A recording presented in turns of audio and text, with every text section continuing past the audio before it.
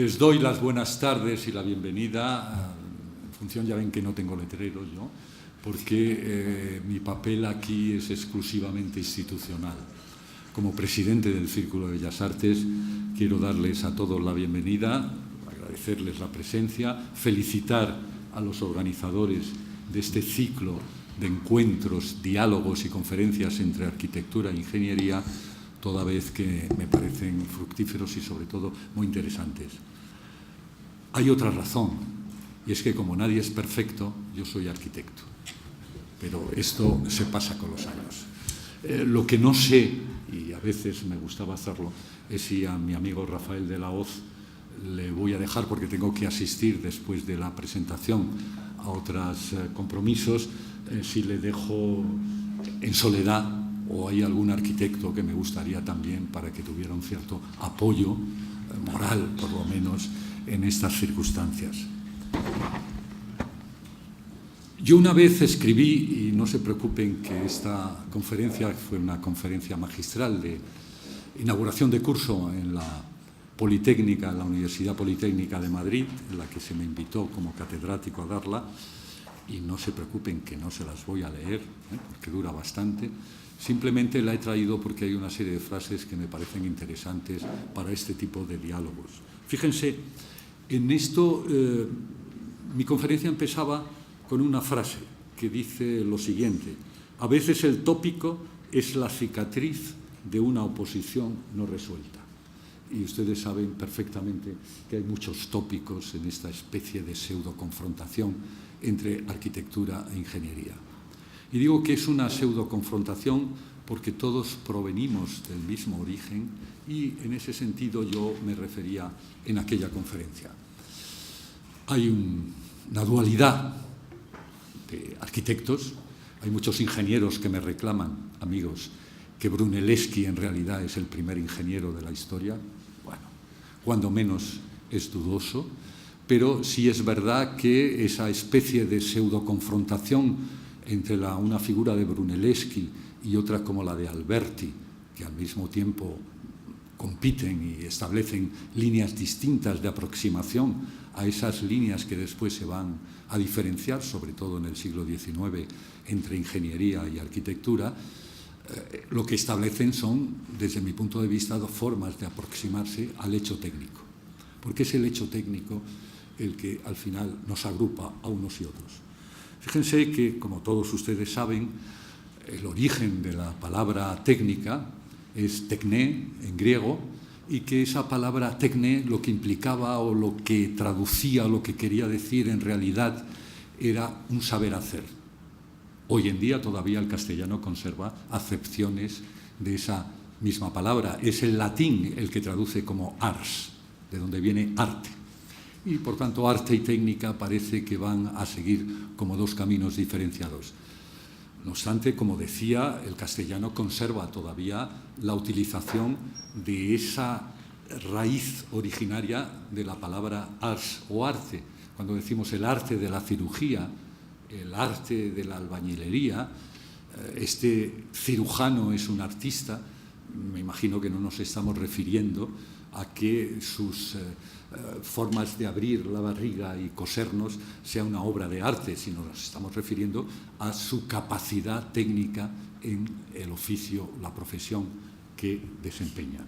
Por tanto, aquí tenemos un indicio de esa especie de ruptura ars técnica que de alguna forma, precisamente en el Renacimiento, al ars, ese Kunst, que después va a ser el prefijo del Baukunst y de tantas otras actividades, como es la arquitectura, los teóricos renacentistas le dan una patada hacia arriba y lo convierten en un universal. Ese arte de se convierte en arte con mayúscula y separado.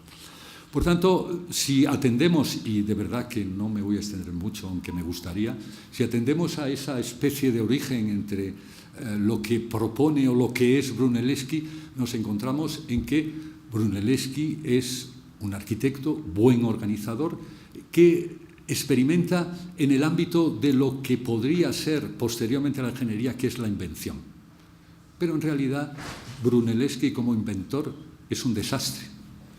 no solo es que realice la cúpula de Santa María de Fiori en Florencia, en la que, ¿qué es lo que aporta Brunelleschi de innovación, aquello?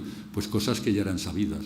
Una forma de representación en quinto agudo para que la forma de los aparejos que va subiendo se mantengan por sí mismo, y esa tradición, que es además arcaica, de la espina de pez, de colocar los ladrillos en forma de espina de pez, de manera que no exista la necesidad ni de cimbras ni de apeos para construir la cúpula. Pero es que también Brunelleschi destruye la primera huelga, provoca la primera huelga de la construcción y la destruye.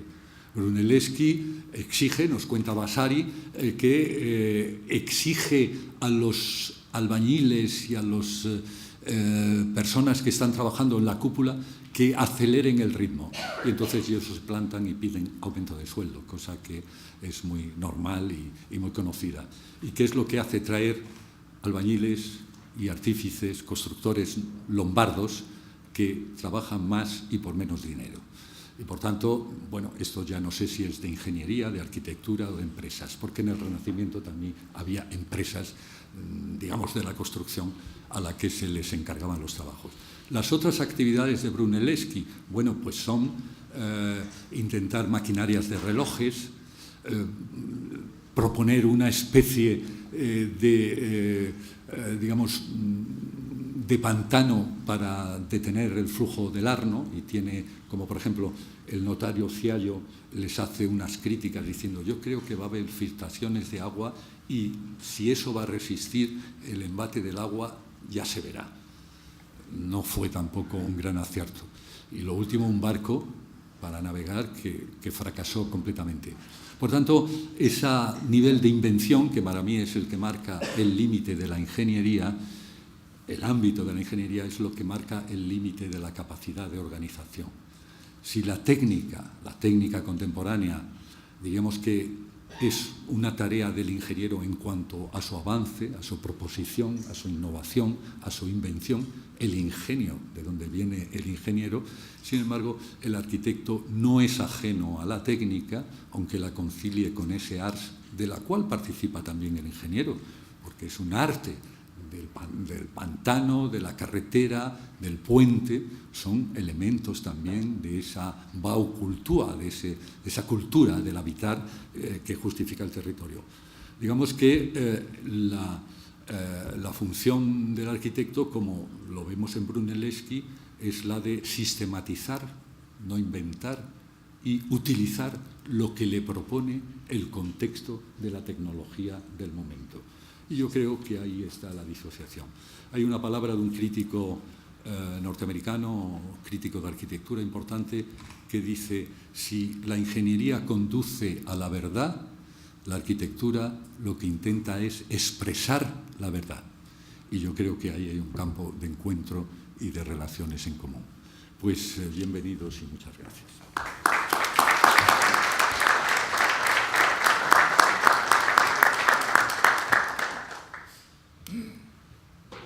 Pues buenas tardes, bienvenidos también al Círculo, aunque no es mi casa, sino la de Juan Miguel, para seguir esta jornada o iniciar este nuevo ciclo que hemos denominado Diálogos compartidos entre la arquitectura y la ingeniería.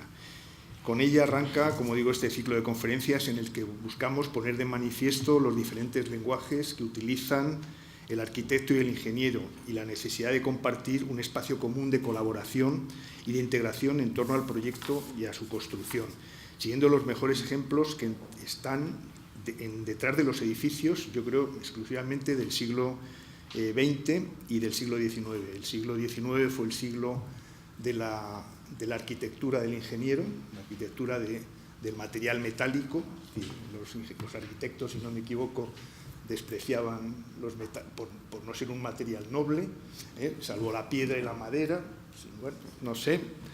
Y bueno, el ciclo anterior, porque los que no lo han seguido, ha estado centrado en la ciudad del futuro y sirvió para dar buena cuenta de la estrecha colaboración entre nuestras dos profesiones, ya que tradicionalmente hemos compartido preocupaciones e inquietudes, sobre todo la idea de servicio a los ciudadanos y la propuesta, en fin, de prestar nuestros conocimientos y experiencia para hacer las cosas más fáciles a las personas. Ahora, en esta interesante jornada que tenemos delante, Rafael de la Hoz, arquitecto, y Jesús Jiménez Cañas, ingeniero, hablarán del trabajo conjunto en edificios como la Ciudad de la Comunicación de Telefónica en Madrid o el campus Repsol también en Madrid. Las posibilidades de colaboración que se abren en el horizonte entre nuestras profesiones son inmensas y nuestra obligación, la de arquitectos e ingenieros de caminos, es contribuir a que todo ello sea posible pensando sobre todo en el progreso de nuestra sociedad. Cada vez que organizamos estas jornadas y foros, pensamos en las grandes oportunidades que se presentan para el futuro a través de las nuevas tecnologías y de los nuevos servicios que pueden ser gestionados de una manera mucho más innovadora, integradora y eficaz. Por nuestra parte, seguimos pensando en futuros encuentros. Por el momento, esta cita promete, el tema es apasionante, los ponentes de primer nivel y la expectativa muy alta, y estoy convencido de que no nos defraudará. Muchas gracias.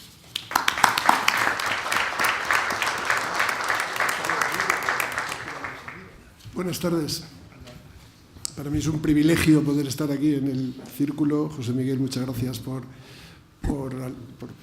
tenernos aquí y permitirnos utilizar vuestras instalaciones en esta primera sesión de este nuevo ciclo, ¿no?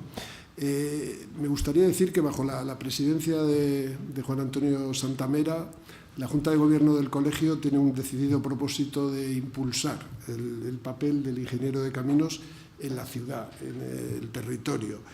Y de verdad que cuando lo pensamos en todos los aspectos de la ciudad, desde su planeamiento, su desarrollo, su diseño, su construcción, y no digamos en su operación y mantenimiento posteriores, el papel del ingeniero de caminos es esencial, tanto por formación como por experiencia, ¿no?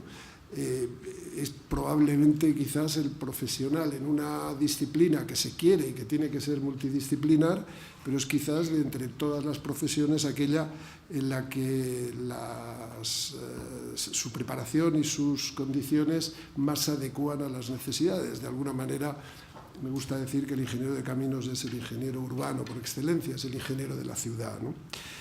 Desde este Comité Técnico de Ciudades, Territorio y Cultura funciona un grupo de trabajo que le llamamos, que preside Carlos Nardiz, al que escucharemos a continuación, y que es el que ha impulsado este ciclo.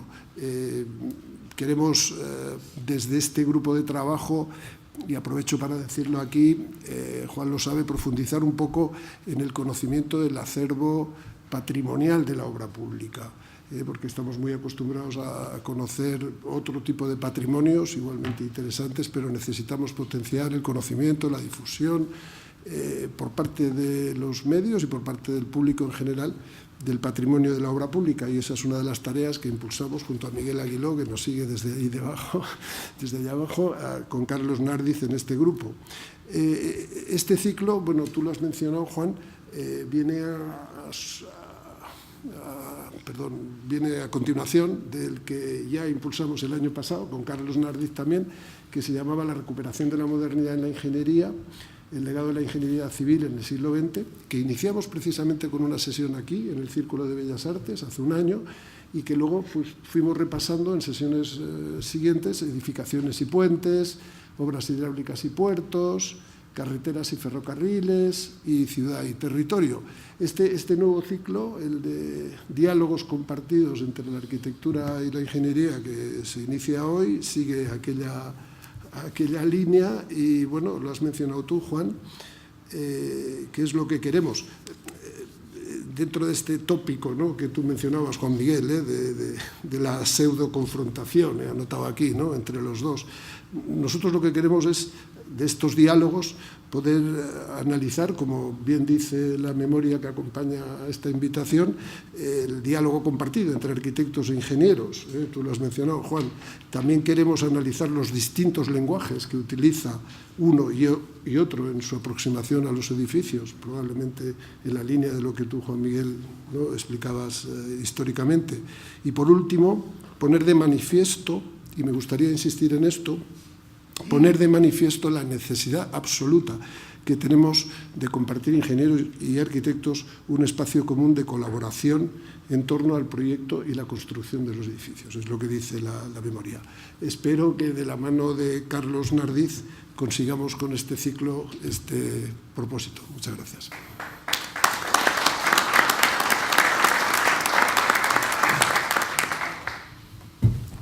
Bien, gracias a todos ustedes por su presencia.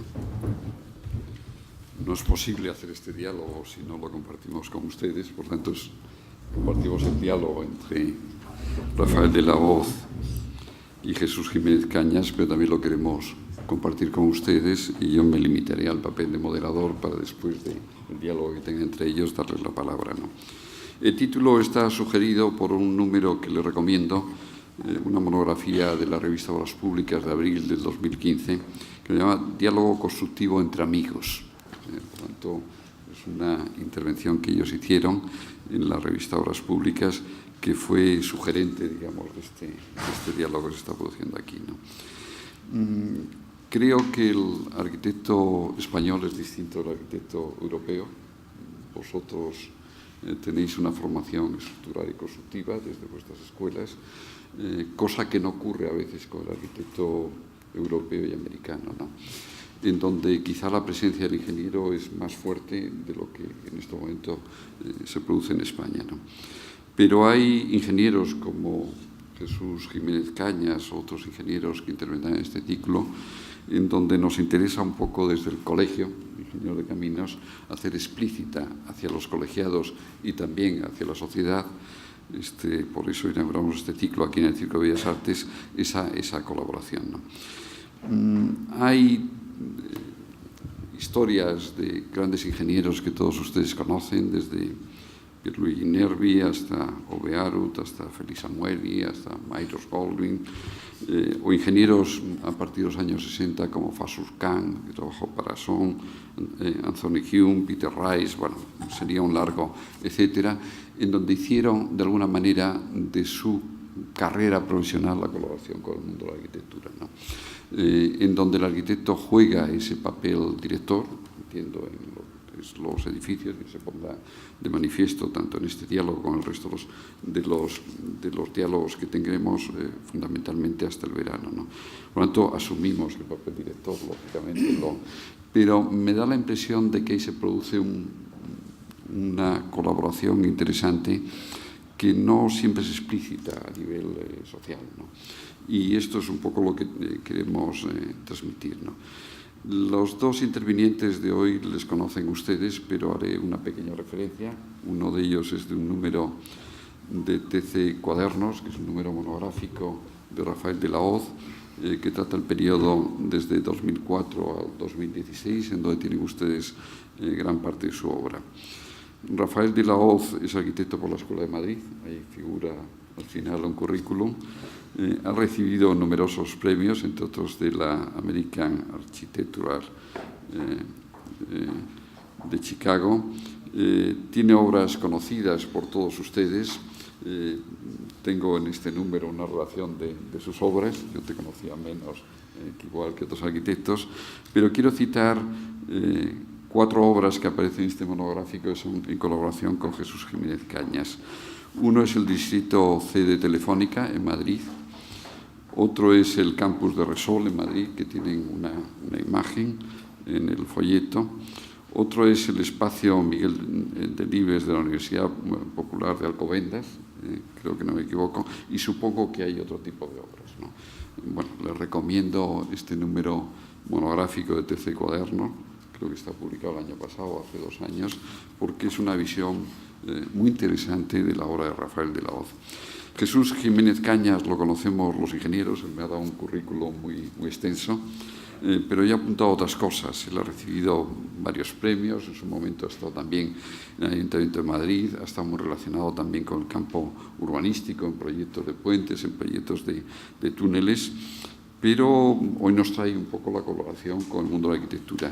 Y aparte de Rafael de la Hoz, él ha colaborado con Alejandro Zaera en lo que es el Auditorio de Torrevieja, con Pasi Mangano en el Auditorio de Ávila y en el Pabellón de España en la Expo del 2008, con Moneo en la ampliación del Prado, con Herzog y de Meuron en lo que es el edificio del CaixaForum y un sinnúmero de edificios. Ellos nos han dicho que van a traer un montón de imágenes y las van a comentar entre ellos, ¿no? Yo, por tanto, termino con mi papel de moderador, luego les daré a ustedes la palabra y ellos son, digamos, los protagonistas de este acto. Venga, adelante. Creo que os interesa poneros aquí, ¿no? Muchas gracias. Buenas tardes. Sí, pero ahora pasamos para allá, ¿no? Sí, me paso yo ahí, si quieres. Tenemos que demostrar que nos llevamos bien. Claro. Y que estamos coordinados. ¿Y esto tiene eso para señalar? Vale.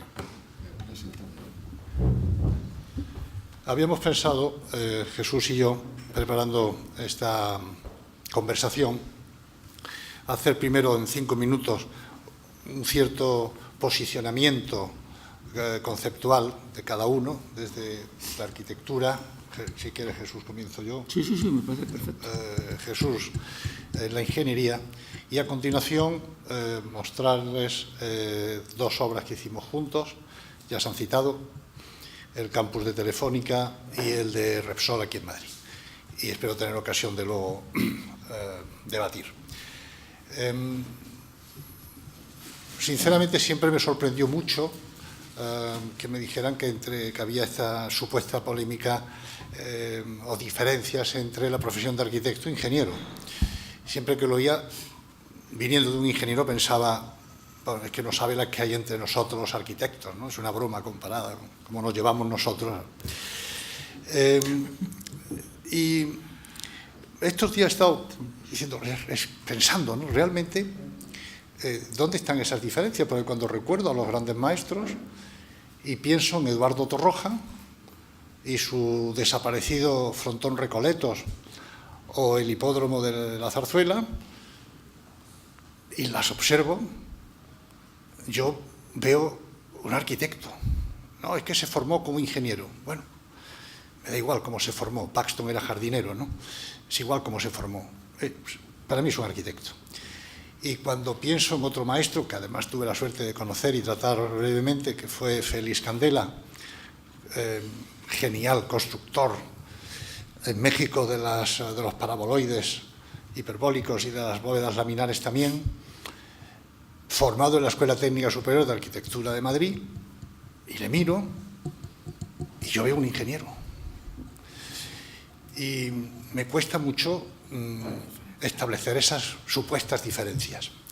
Sé que recomiendo un libro, por no enrollarme mucho, de Antonio Bonet, publicado hace ya muchos años, creo que en el 85-86, que hace un repaso muy interesante de por qué en el siglo XIX empiezan a producirse estas supuestas divergencias que yo creo que tienen que ver más con aspectos sociales que profesionales.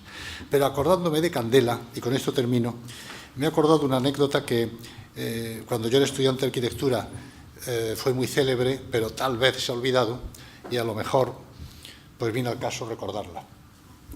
En el año 59 se falló el concurso de tal vez la obra, más icónica del siglo XX arquitectónicamente hablando, que es la Ópera de Sydney, con sus famosas cáscaras de naranja o de lo que sea en la bahía. Ese concurso fue muy debatido porque se había elegido otro proyecto. Llegó como miembro del jurado Eero Saarinen, otro maestro de la arquitectura y de la ingeniería. Solo basta ver su terminal de la Túa en Nueva York, donde lleva el hormigón a límites impensables en su modelado, y dijo, no, todo esto no os habéis equivocado, aquí el proyecto bueno es este, y sacó el proyecto de un desconocido arquitecto danés, Utzon, que pues era un arquitecto que hasta ese momento no había hecho nada. Era muy divertido todo esto de las cáscaras, pero es que no eran construibles. En aquel momento no eran construibles. Entonces se llamó a Félix Candela en el cenit de su prestigio internacional para ver si podía resolver, estando ya Obearup, en el proyecto de cómo se construía, cómo se calculaba y por tanto cómo se construía, porque sin saber calcular no puedes construir. Y contaba Candela, y yo se lo oí contar aquí en el Ministerio entonces de la Vivienda, que le había dicho a Hudson, mire, no se puede porque es que no hay generatriz. ¿Por qué no toma usted un casquete esférico y con esto tendrá una forma prácticamente semejante? Y no lo admitía. Hudson de estructuras estaba, como decía mi padre, limpio. Era la expresión que usaba mi padre siempre cuando veía a alguien que no sabía una palabra de estructura, ¿no? Está limpio, ¿no?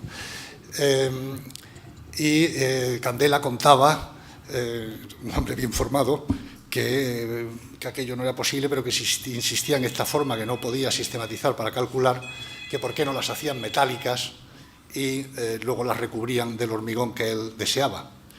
Claro. Hudson enloqueció y decía Candela, me empezó a hablar de sinceridad estructural. Un personaje que no sabía lo que quería decir PL2 partido por 8. ¿Cómo me puede hablar de sinceridad estructural? Bueno, esta, por supuesto, no llegaron a nada, se marchó de Sydney y luego finalmente terminó haciendo caso, tomando todas las formas son casquetes esféricos, como corresponde, y Obearu pudo calcular aquello y con una gran polémica terminarlo pues mucho más caro.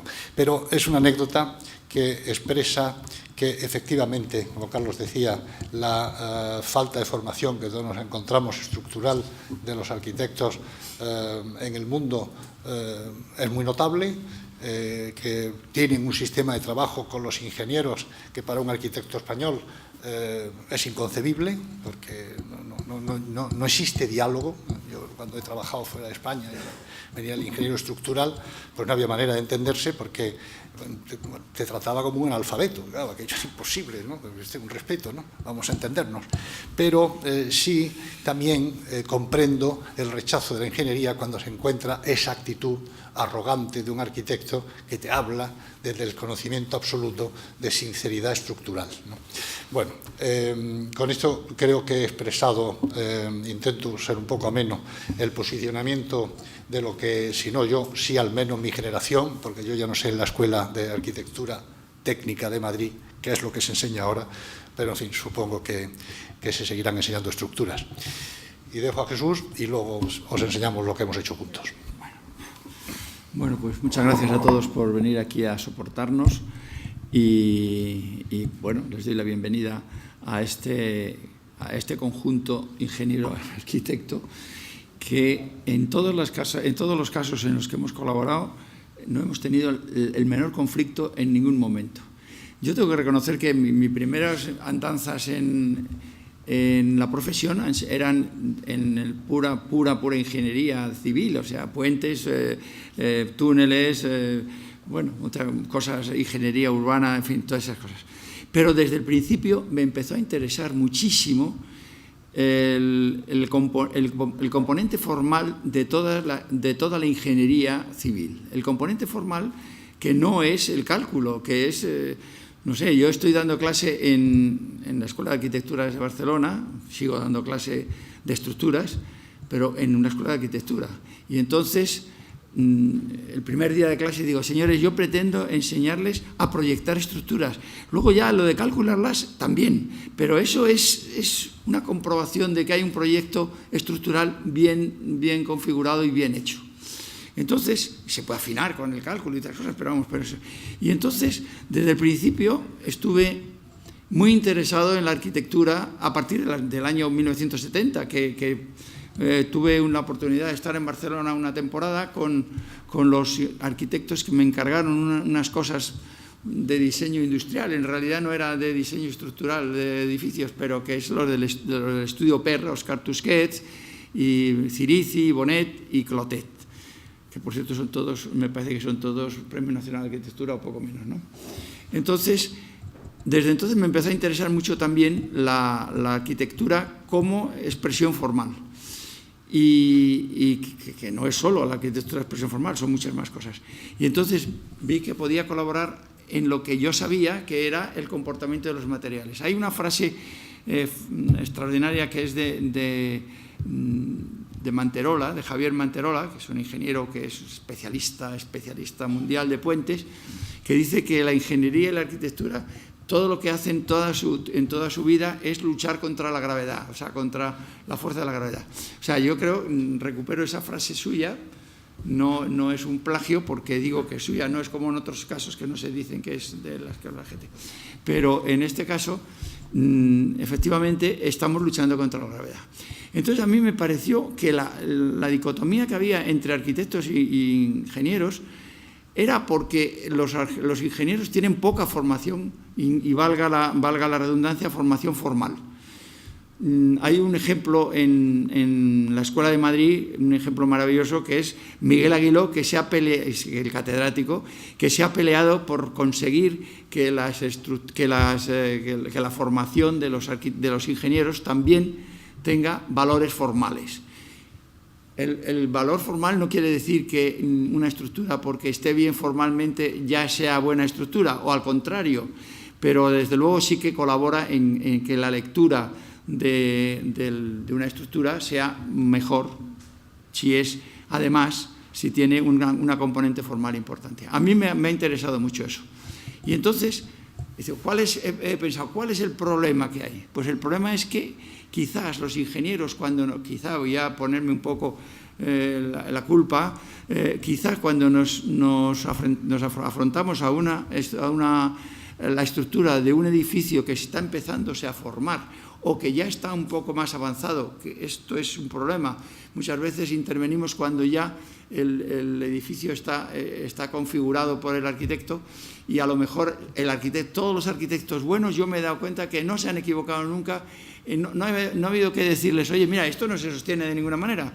Pues no ha habido, pero hay muchos arquitectos que no son buenos que sí hay que decírselo y que te dicen, oye, es que si me dices eso, te has cargado el proyecto. Y yo, no me he cargado el proyecto, te lo has cargado tú de origen porque no has contado con que se tiene que sostener y que tiene que además sostenerse brillantemente y que tiene que además que luchar contra la fuerza de la gravedad.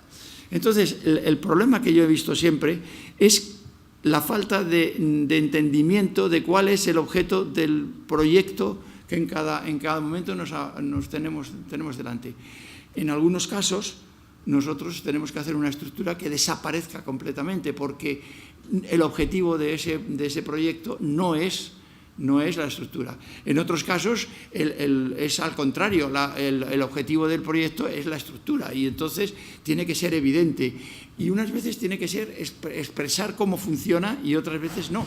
Nosotros tenemos la tendencia, los ingenieros tenemos la tendencia de expresar cómo funciona la estructura, que dicen, no, es que si no expresa cómo funciona está mal. No, hombre, no pasa nada, no pasa nada porque no exprese cómo funcione, pero lo que sí que está muy mal es que sea ortopédica, eso sí que es muy grave y que estamos hartos de ver muchas estructuras ortopédicas.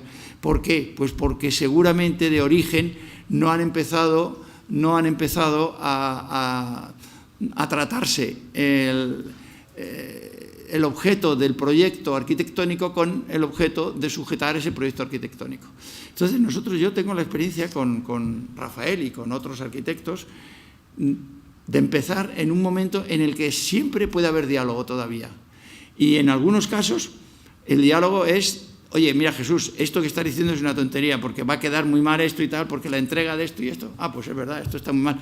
O al contrario, oye, mira, yo creo que esto puede entrar de esta manera, puede ser más. A mí me preocupa mucho, por ejemplo, la frontalidad de los edificios, los edificios o de las estructuras, como me preocupa la frontalidad de los puentes. Y termino enseguida ya, por favor. El cerebro siempre enfoca al primer plano.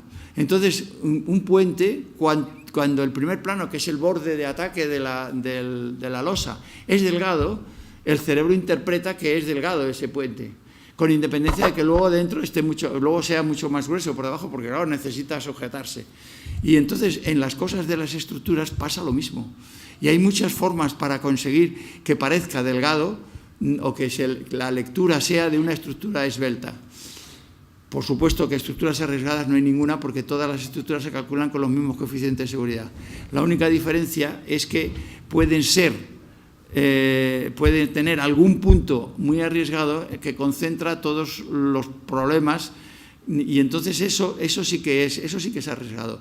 Es como en una partida de ajedrez, cuando hay una casilla que es fundamental para no perder la partida. Esa casilla es una casilla sobrecargada. Entonces, cuando hay en una estructura un punto en el que si el fallo de ese punto, aunque esté bien calculado, pero el fallo accidental de ese punto se lleva por delante todo el resto de la estructura, pues está mal.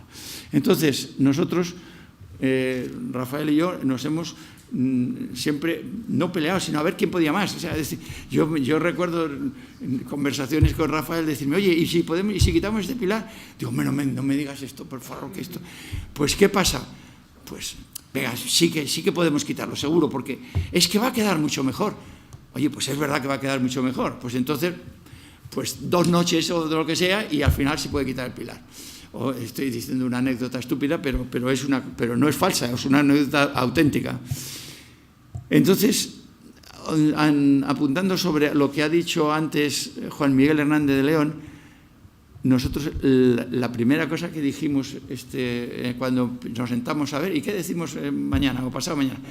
Pues mira, es que después del Panteón no hemos inventado nada. Y entonces, por eso hemos puesto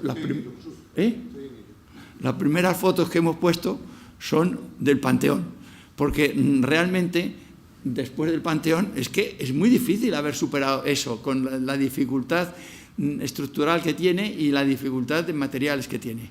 Y al hablar de materiales, los errores más graves en la arquitectura y en los ingenieros que se dedican a la unión con la arquitectura es los errores de escala, los errores de materiales aplicados indebidamente, unos materiales y otros, que no son lo que tenía que haber sido, y los errores, sobre todo los errores de querer resolver los problemas forzando las tensiones. Forzando las tensiones mal se resuelven. Antes he hablado de ortopedias y es ortopédico forzar las tensiones.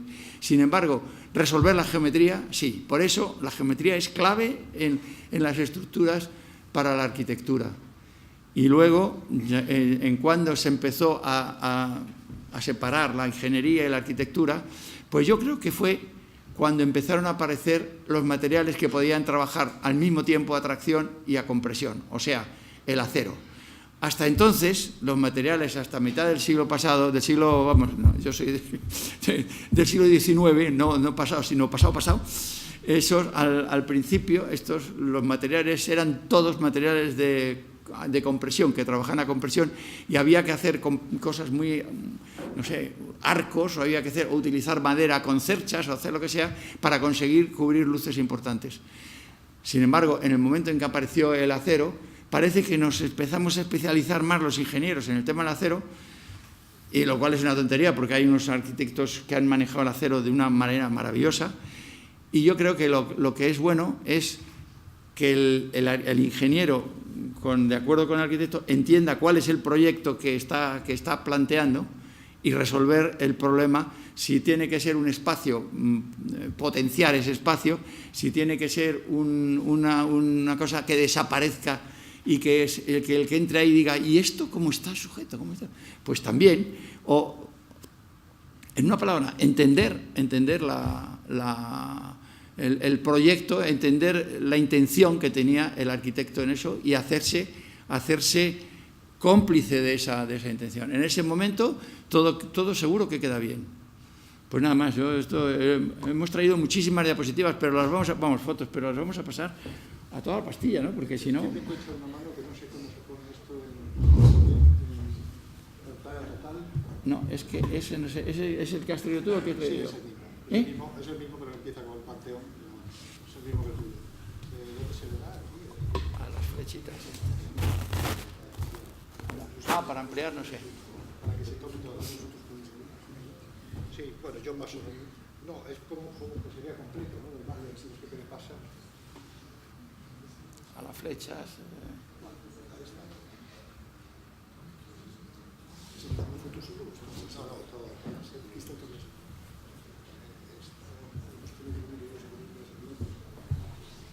Bueno, pues entramos en un... Siéntate, déjame decir. No, bueno. Vamos a ver. ¿Pero este es de la tuya o de la oficina? Ya, es lo mismo, y lo que pasa es que yo sé cómo se pasan en la mía, no sé cómo están en la tuya.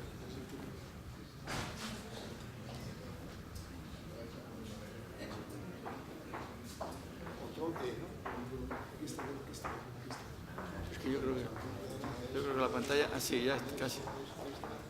Eso es, ahora con las flechas, sí, exacto.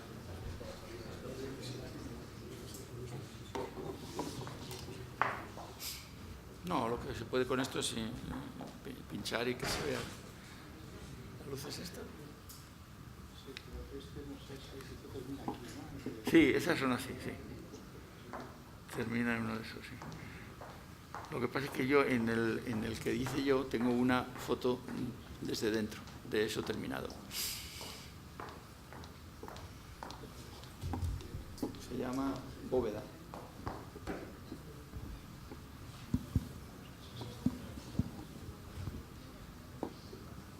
Uno que se llama Bóveda.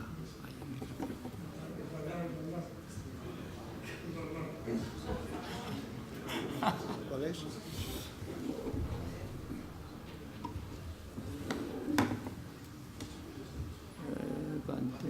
Telefónica, Repsol, esta.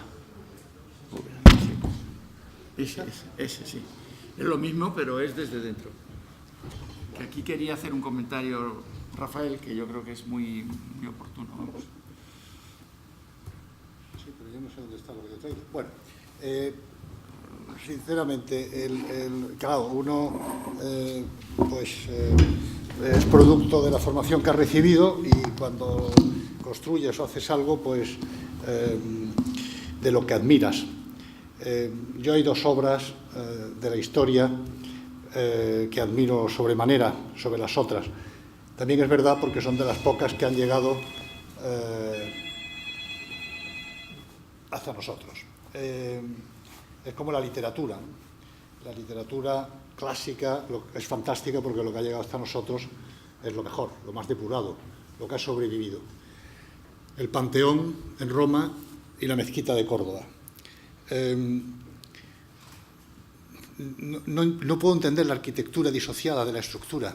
Es que la buena arquitectura es una estructura, es la expresión estructural del espacio que crea. ¿Qué es el Panteón sino una obra genial que durante siglos la humanidad no fuimos capaces de, ni el Vaticano supera la luz del radio, del diámetro, etcétera, como conocemos perfectamente. Pero la admiro tanto porque tiene algo que tal vez sea más arquitectónico que ingenieril, que es ocultar cómo está hecha. De manera que cree en el espectador, y sucede lo mismo en Córdoba, con 1000 años de diferencia, o más, sí, 1000 años, que al entrar en el Panteón, la persona mínimamente sensible, aunque no sea de nuestras profesiones, tiene que pensar, esto no puede estar aquí, se tenía que haber caído, porque no tiene clave. Los arcos, si le quitas la clave, se caen. ¿Cómo es posible que no se caiga si no tiene clave? Si hay un agujero. Esto se tenía que desplomar. Durante generaciones, la humanidad ha entrado en ese espacio en Roma para decir, ¿pero cómo lo hicieron? Si se tenía que caer. Claro, por eso es clave no tener clave en el Panteón. Es clave que esté abierto, es clave que entre el agua, es clave que entre el frío. En otros lugares del mundo, que no fuera Italia, lo habrían cerrado hace siglos. Claro, en Italia han comprendido, no se puede cerrar, en cuanto lo cierres te lo has cargado, porque es la expresión maravillosa de que lo he ido construyendo de manera a base de anillos, trabajando a compresión y sin cimbra para llegar arriba, y el último ya no lo cierro. Es un ejemplo tan maravilloso de colaboración entre ingenieros y arquitectos, da igual su formación, entre la persona que tiene la técnica constructiva, tiene el cálculo para saber cómo dimensionarlo, y aquellos que están en no perder aquello que hemos encontrado conjuntamente. Y sucede lo mismo en Córdoba, que todos recordamos sus arcos. En las mezquitas de Fez, pues claro, no es lo mismo que de Córdoba, porque están atirantadas. Lo genial de Córdoba es que con muy pocos medios, no teniendo columnas colosales como Roma, Dice, bueno, pero es igual. Tenemos que llegar a esta altura para que no se vea el techo. Ahora está iluminada por españoles, con todos los respetos, que no han comprendido que lo que no se puede es iluminar el techo, porque lo que intenta allí el arquitecto es que no se vea el techo. Por eso hace doble columna, para que desaparezca ahí arriba. Y al poner la doble columna logra la altura que desea, logra salvar el vano, pero claro, el ingeniero, estoy seguro, ahora ve que le advierte, se te van a caer, porque, claro, te van a pandear, tienes que arriostrarlas, como se arriostran en el norte de África, con unas tirantas de madera, en algunos casos de acero, para evitar que esto. Lo genial en Córdoba, eso que decía hace un momento Jesús, es que ahí el arquitecto dice, sí, pero claro, ya estoy demostrando que esto ya es banal, es evidente. ¿No podíamos hacer otro arco? Claro, es una aberración, porque un arco que no sustenta nada, es un arco en el aire. Pero descubren una cosa maravillosa, que es que cuando un arco está en el aire y no tiene carga encima, por inercia mental, supones que tampoco hay nada arriba, que todo es aire, que no existe techo. Y hacen un arco trabajando a tracción, que es un disparate, obviamente, pero siendo algo que repudia en un conocimiento estructural, es admisible. Y ese admisible es ese diálogo, ese buen encuentro entre ingeniería y arquitectura, en aquel momento de decir, sí, pero hay una razón superior en este momento a la meramente estructural que hace que no se pierda el concepto de que aquí no hay techo y que todo esto es evanescente. Y en este es lo que vamos allá, para no enrollarnos más, a contaros. Aquí tenemos, pero esto es solo el Panteón de nuevo. No, tenemos cada uno del Panteón. Os vamos a confesar una cosa. Lo hicimos juntos. ¿Cómo pasamos aquí al...? No, ahora hay que coger... Pues pásate aquí y lo pasáis a otra. Entonces, en Telefónica y Repsol, nosotros, Jesús y yo... ¿Dónde quieres empezar? ¿En Telefónica o en Repsol? Lo que quieras. Me da igual, ¿qué quieras? Telefónica. Telefónica. Tenemos, a la modesta escala de la arquitectura que hemos logrado hacer, muy grande, pero que no se puede comparar con estos ejemplos tan nobles que yo he traído, esta condición de que no se vea, resultar elegantes, no mostrar el músculo de cómo lo hiciste, que el espectador se pregunte, vamos a ver si puedes... ¿y esto cómo está hecho? No, es que tienes ahí, Jesús... No, es que aquí hay que salir de esta. Sí, tienes que darle escape.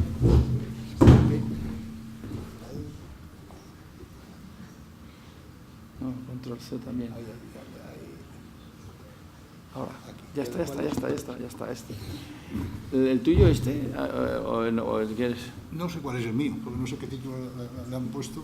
Uno, Diálogos de Arquitectura, uno, y CB Panteón, CBA, Panteón otro. Pues yo creo que diálogos. Diálogos. Creo. Bueno, pues Aquí, con esto. Sí, es que me dijeron que me van a poner un ¿cómo se llama? Ya está. Y ahora control. Control. Del resto ya le. ¿Control? Control L, ¿no? El archivo de fotos. ¿El archivo de fotos? Sí. No sé, es que no sé, los que están aquí, mira, ya verás, están aquí, ahí. Son PDFs estos. Pero no son estos que pone Telefónica y Repsol. No, esos también, pero es que estos son los de Rafael, que dice que primero esos. Hay muchos que están repetidos. Este chico nos ha dicho, ¿no? Es que yo si tuviera un... Aquí hay dos solo, este no es, porque este no es.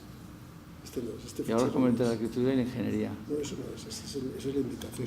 Este fichero no es, será otro. Ah, no es, entonces es este. Panteón de Roma. No, ese tampoco, ¿no? Este ya lo ha puesto. Ya, pues Yo creo que es entonces- este, ¿no? Pero no sé. Sí, puede ser, puede Sí, ser. sí. Bóveda. No, Ese este es el Arcadio que es hemos este. puesto. Este Este puede es el de ser. Roma. Es este. Este es el que... O este otro, mira, o este otro.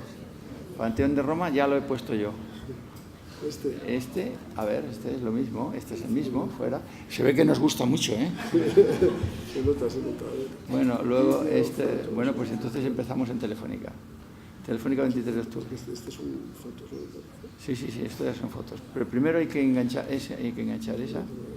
para que se vea y luego el PDF, que también el PDF ya vamos pasando, ya está ahí, ahora ya pasamos con las flechas. Vale. A ver si sacamos el este aquí abajo. No, si ya pues con las flechitas estas, Sí, así lo tienes. con esta lo ponemos. ¿Tú los puedes ver? Sí. Bueno, esto es la explicación urbanística tuya. Yo aquí no puedo decir nada. Pues vete. Yo describo rápidamente Telefónica para ir a lo que nos interesa hoy aquí.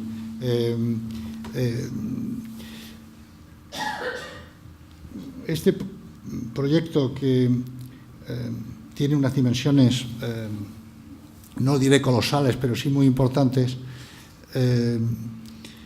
cuando la compañía Telefónica lo pone en marcha mediante un concurso, nosotros no lo ganamos. Luego hay muchas circunstancias que cambian el devenir de la obra hasta que hay una razón que se superpone a la arquitectura y a la ingeniería, que es la economía. Y resulta que la compañía descubre que no puede construir un edificio único como pretendía para ser su sede, pues sería un edificio de 500.000 de metros cuadrados, cuyo valor en libros, su valor de mercado, sería bajísimo porque solamente tendría un comprador potencial si algún día decidiera enajenar el activo, que era la propia compañía Telefónica Nacional de España, porque España no tiene empresas que puedan comprar algo así. Todo esto revierte el proyecto y entonces se decide hacer un campus, es decir, algo que hay que construir por fases, pero que al mismo tiempo le preocupa muchísimo a la compañía que no dé una imagen de poder unitaria, de conjunto. Cómo hacer algo disgregado pero coherente. Esto nos llevó a la solución de trabajar con una cubierta que vinculara todos los edificios. Además, la compañía imponía que la planta de todos los edificios debía ser la misma. En un proceso de análisis que hicimos conjuntamente se llegó a determinar que la planta más eficaz para un edificio de oficinas en España con la normativa vigente era de 50 por 50 con el núcleo central, por una serie de razones. Por supuesto, acatamos esta determinación, lo que generaba una gran preocupación de monotonía.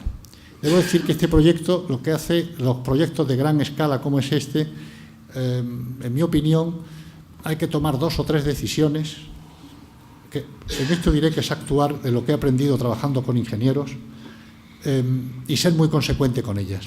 Y ser muy consecuente en que todo quedará bien porque las 2 o 3 decisiones fueron correctas y si te equivocaste las has fastidiado, pero no se puede, como en la pequeña escala, ir implementando un detalle adicional. Aquí se tomó, por lo tanto, la decisión de respetar esta planta siempre la misma y ir creando una serie de poblados o fases que permitían trasladar a los empleados, 14.000 o 16.000 por fases. No se podía, en una operación casi militar de desembarco, trasladar 18.000 personas en un día del centro de trabajo de Madrid en diferentes sedes a una única sede.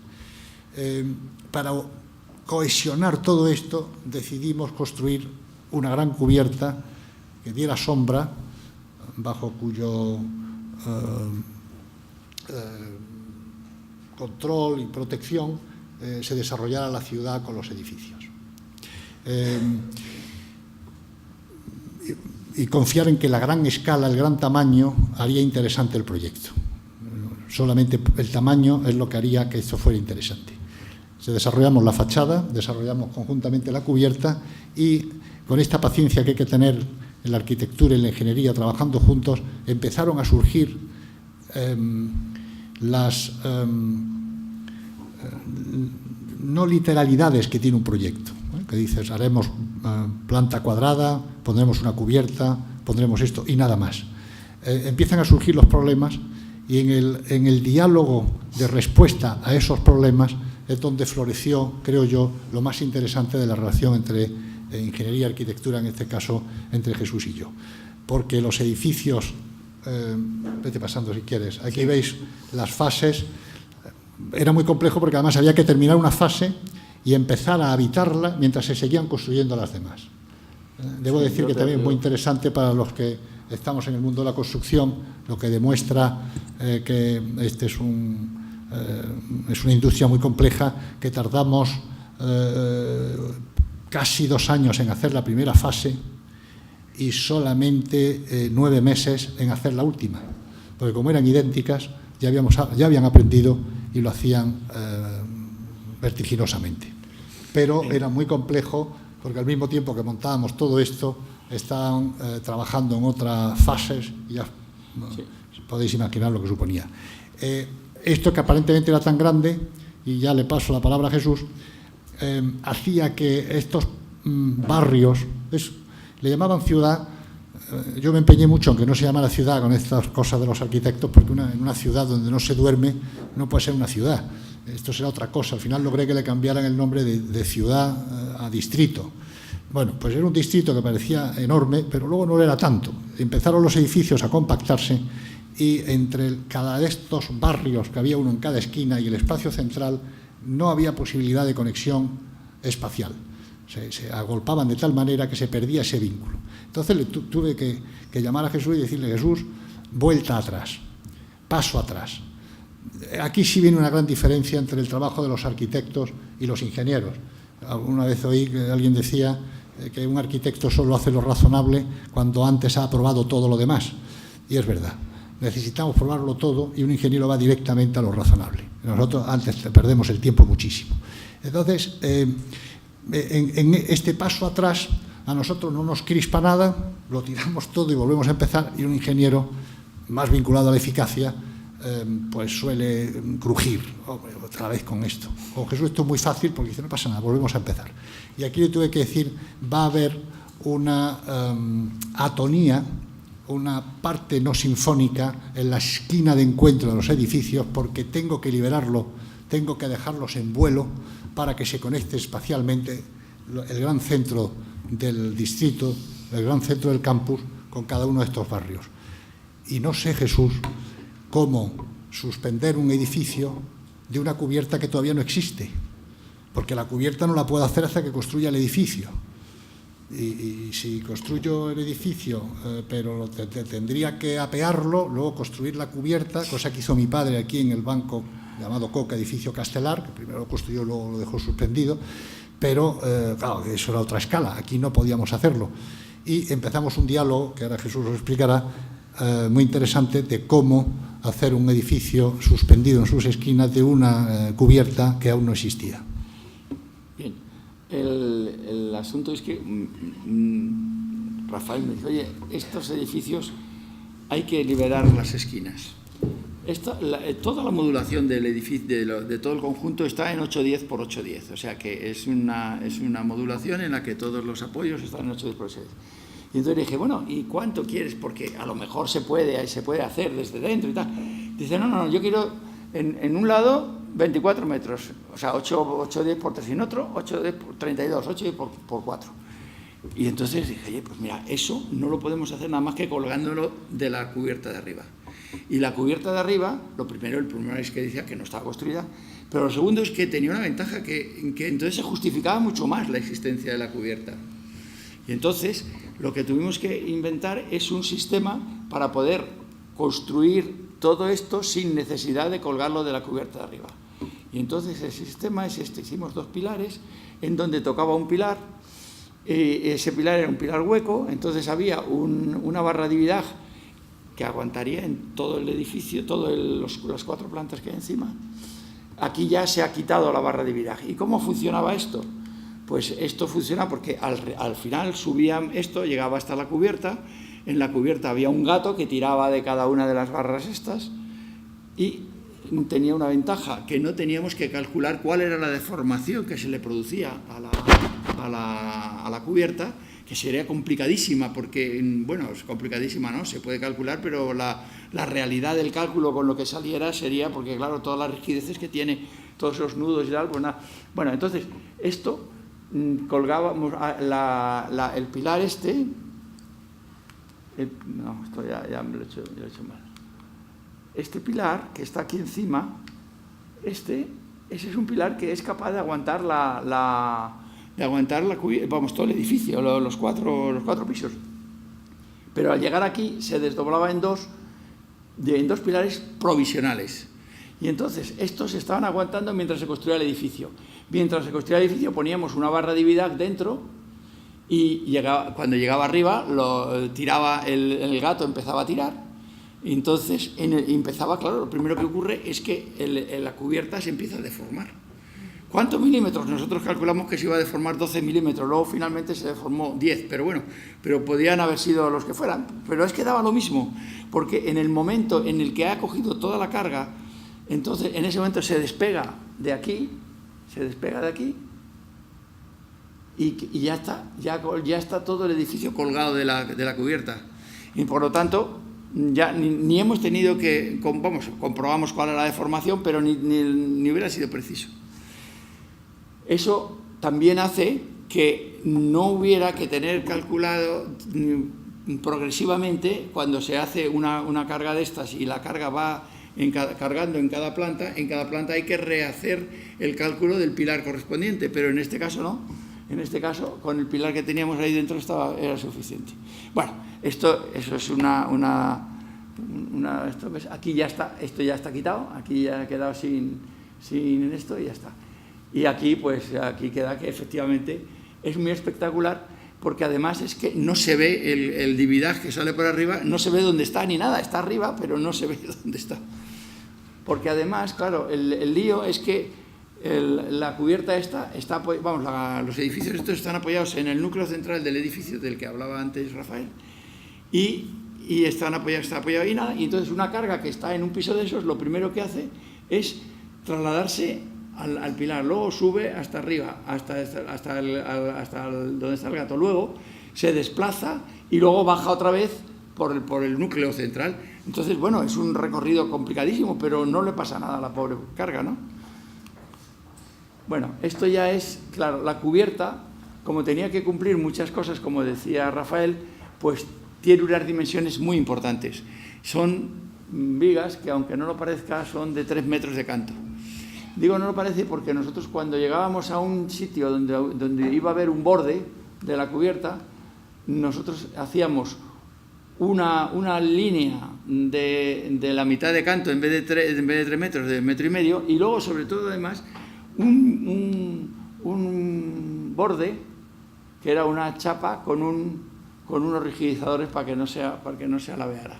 Y entonces, claro, la imagen desde fuera pues es como si fuera muy, muy, muy delgada. Ya veremos alguna foto más. Bueno, vamos. Luego hay otra cosa. Nosotros necesitábamos otro punto de apoyo.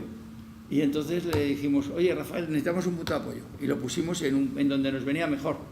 Pero dijo Rafael, no, ahí no puede ser, ahí queda muy mal. Hay que ponerlo en otro sitio. ¿En dónde? Pues aquí. Bueno, pues vamos a ver. Y se podía poner ahí también, claro. Había que hacer ¿Qué es esta columna?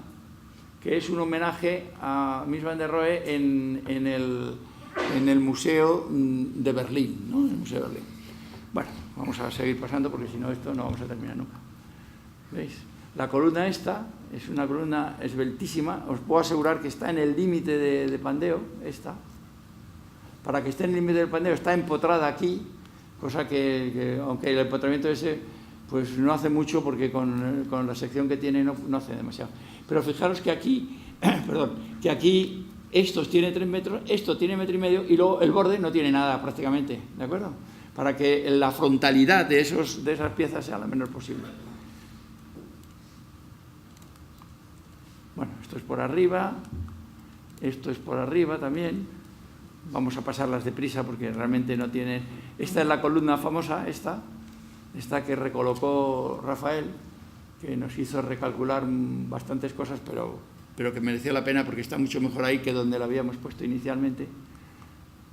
Por eso, claro, cuando me dijo, oye, pero es que queda mejor, ¿verdad? Pues sí queda mejor. Me has hecho tener que recalcularme parte de toda esa... Pero queda mejor, ¿no? Sí. Gracias. Bueno, lo seguimos. Bueno, este es otra de las gracias de Rafael. Es que hay un grupo de un edificio que es un edificio puente, porque es donde iban a estar los directivos y todos los directores de la... Y ese edificio tiene una luz, me parece que son 60 metros, ¿no? Una luz entre apoyos. Entonces, claro, ese edificio construirlo era complicado. Entonces este ramo, pues se va para... Lo hicimos abajo y empezó a subir para arriba. Esto estaba cogido con estos gatos. Fijaros qué tamaño tenían que tener los gatos, claro. Porque aquí hay un tío y el gato que estaba tirando de todo esto para subir todo ese cacharro, ¿no? Entonces, pues aquí se iba acercando, y entonces cuando ya estábamos, cuando ya habíamos terminado de diseñar el proyecto del puente, me dice Rafael, oye, pero es que a mí me gustaría que fuera mucho más ancho, que saliera de la proyección de donde está enganchado. Y claro, entonces es que el puente se complica. Vamos, el puente este de que es un edificio, en realidad no es un puente, es un edificio, pero se complica porque es muy ancho y al ser muy ancho, y sin embargo no puede estar sujeto nada más que por la zona, el cuerpo central. O sea que en realidad esto es un voladizo, esto que, bueno, aquí se puede ver, es un voladizo, no sé por qué pasa esto tan deprisa. Bueno, pues aquí es un voladizo, esto es la parte de abajo. Pero fijaros que efectivamente está sujeto de estos puntos, de aquí y de aquí, pero sin embargo luego el edificio sale mucho más, con lo cual la complejidad de deformaciones es tremenda. Pero también nos buscamos los artilugios para que la complejidad de cálculo no fuera de esas que te dejan sin saber qué hacer, porque no sé, y si esto estará bien o no estará bien, no hace falta, porque cualquiera que fuera, la deformación se queda corregida por la forma en la que se construyó.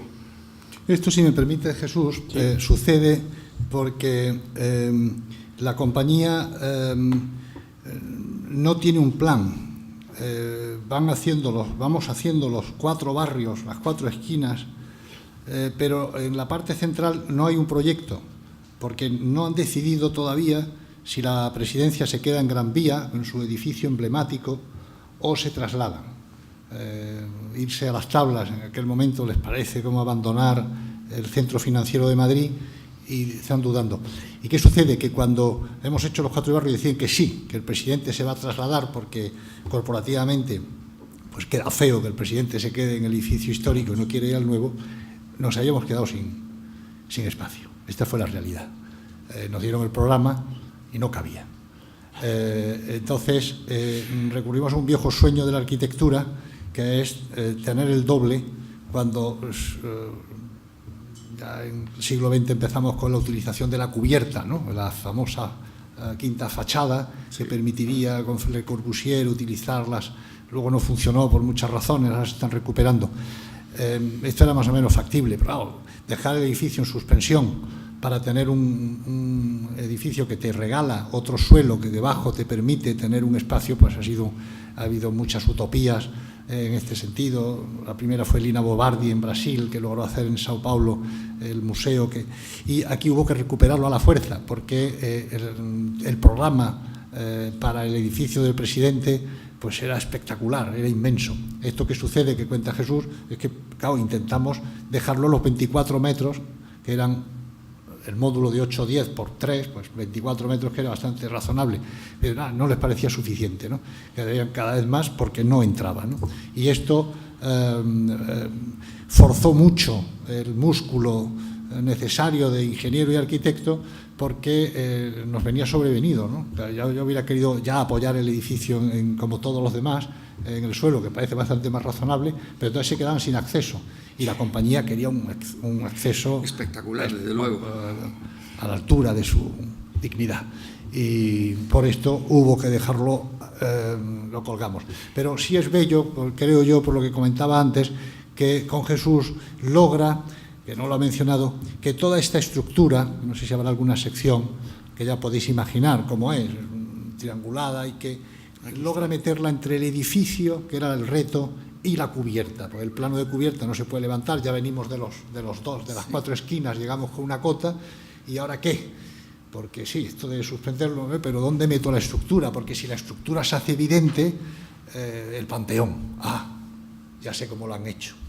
No, tiene que ser, no se puede ver, ¿no? Y entonces no solamente, yo creo que cualquier ingeniero solvente y capacitado y con pericia sabe hacer esto. Saber, además, que no se vea, eso tiene un mérito espectacular, que no lo has mencionado y yo lo digo. Continúa, puede continuar el No, aquí se ve, aquí se ve un poco lo que tú querías decir de la ampliación. ¿Veis? Esta es la ampliación, una a este lado y otra a otro. Claro que se convierte en dos voladizos, uno a cada lado del cuerpo real, del cuerpo estructural, que es una viga aquí, estructural aquí. Y entonces, claro, como es un voladizo, pues está esta pieza, está trabajando a tracción, y es la que está sujetando los 8 metros de vuelo que tiene esto. Bueno, pues sigo por aquí. Bueno, aquí ya este es todo el tinglado que se formó en el momento de subir. Esta foto es muy significativa, como veis a la derecha, uno de los barrios de la esquina terminado, el otro en el otro extremo de la izquierda, y ahí veis cómo nos habíamos quedado literalmente sin suelo. Bueno, vamos a seguir. Bueno, aquí estos son las piezas. Bueno, aquí se ve esto precisamente, la pieza que es la que sirve para hacer el vuelo de la ampliación esta que pedía Telefónica. Bueno, aquí dice, bueno, estas muchas, vamos a seguir.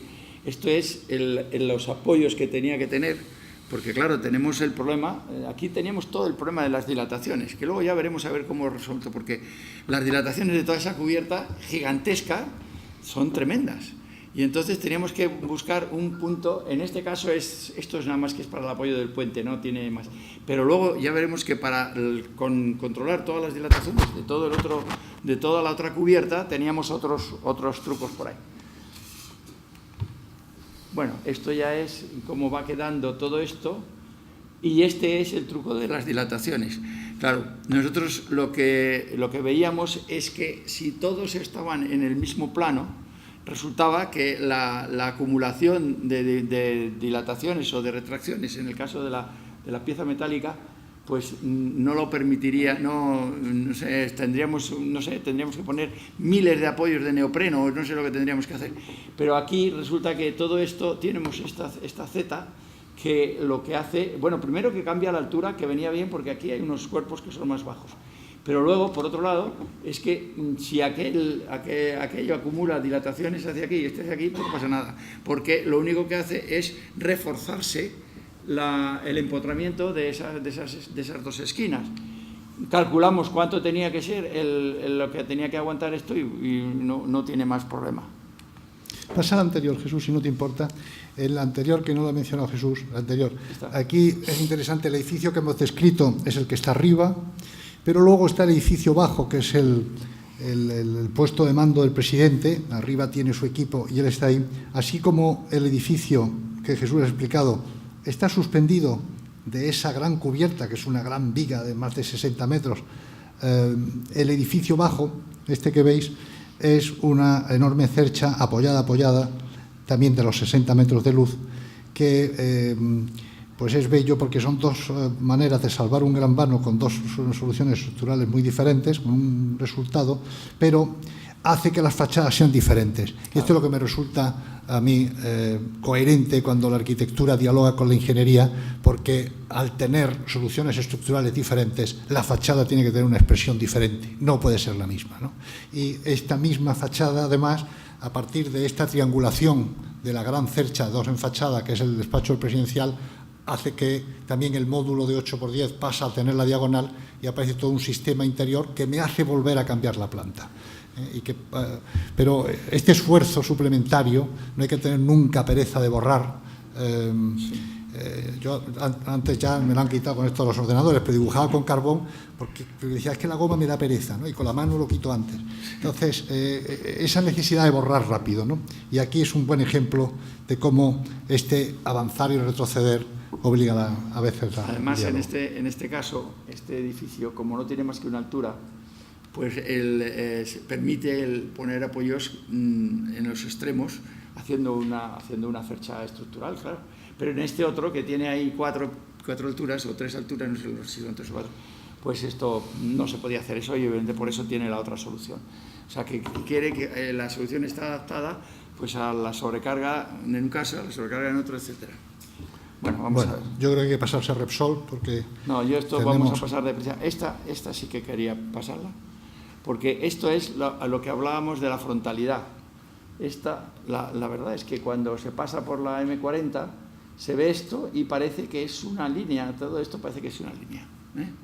O sea que ahí está, yo creo que ya los demás, esto es, bueno, estos son los edificios altos, que son todos iguales, estos interiores, lo paso así a toda pastilla para que se puedan ver, esto es el espacio interior. Aquí está lo que comentaba Rafael, del cuerpo este y el otro cuerpo este más bajito. Aquí está el otro paso, el otro cambio de altura. Bueno, ya pues esto.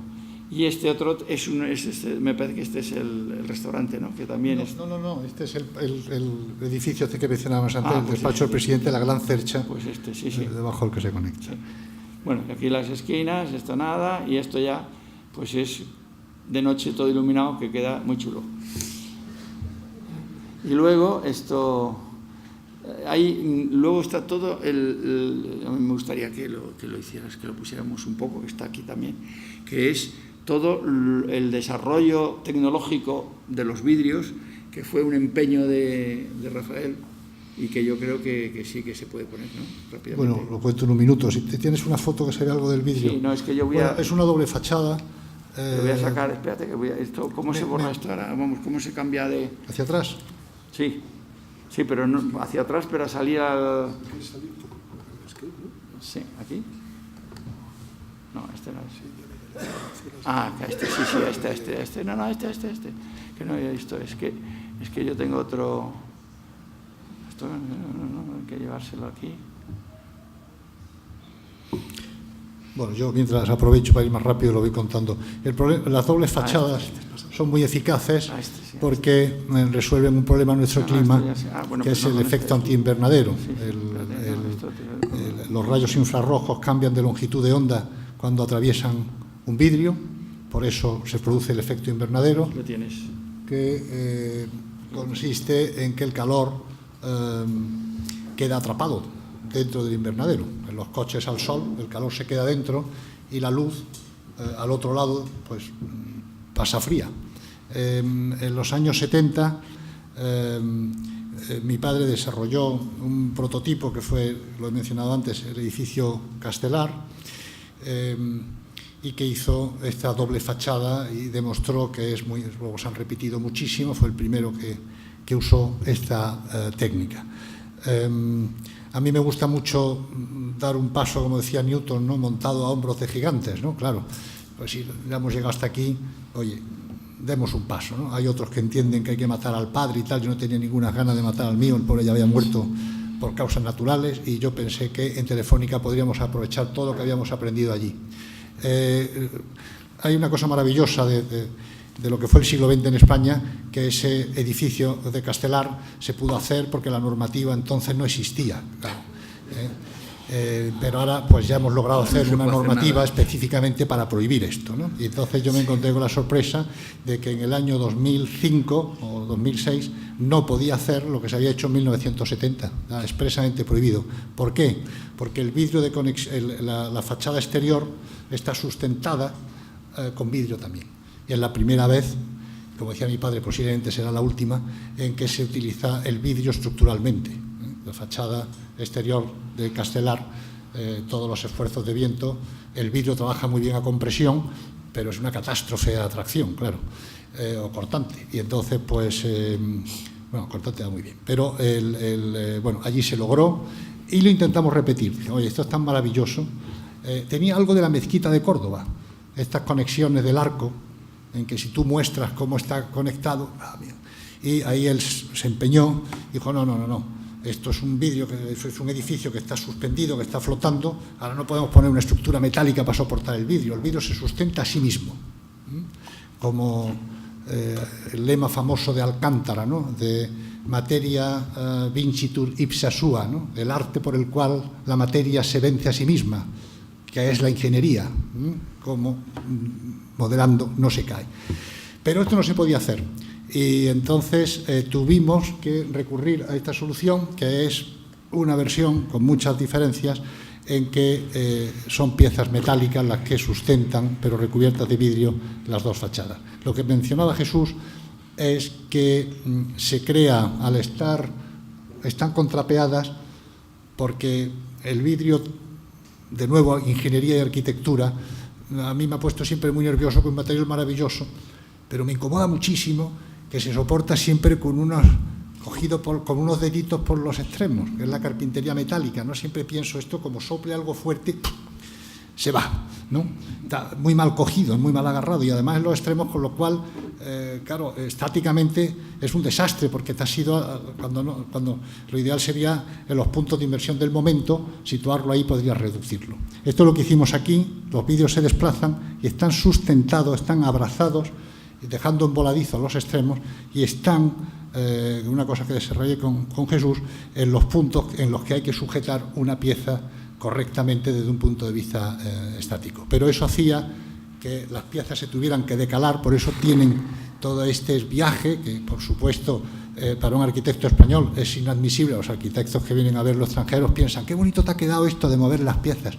Hombre, no, histérico, claro, como que qué bonito, ¿no?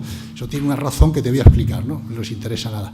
Entonces, lo que sucede es que crea un remolino. Claro, los esfuerzos de viento en túnel que se realizaron crea unas succiones tremendas, y nos llegó una solución muy bonita estructuralmente y de combinación de nuevo de ingeniería y arquitectura, que no tenía sentido hacer todas las costillas iguales, porque los esfuerzos que debían resistir tendrían que ser diferentes, porque las de los extremos obviamente van a tener una succión y presión muy diferente a las del...